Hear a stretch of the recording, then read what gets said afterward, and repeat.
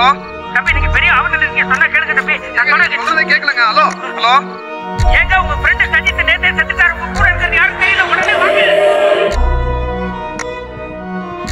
தீமாண்டி வீட்டை விட்டு அந்த செயின் வெளியே எங்க போனாலும் ஏதாவது ஒரு வழியில கண்டிப்பா திரும்பி அந்த வீடு வந்து சேரும். நாம அங்க போகும்போது ஒண்ணுமே இல்ல, ஒரே ஒட்டடையா தானே இருந்துச்சு. இல்ல இருந்துச்சு.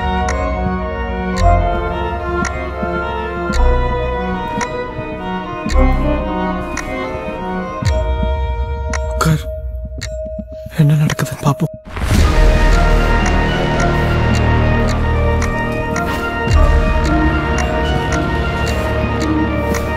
அவ்வளவு வாட்டி சொன்ன அந்த வீட்டுக்கு போவேன் நான் சொன்ன கேட்டியா?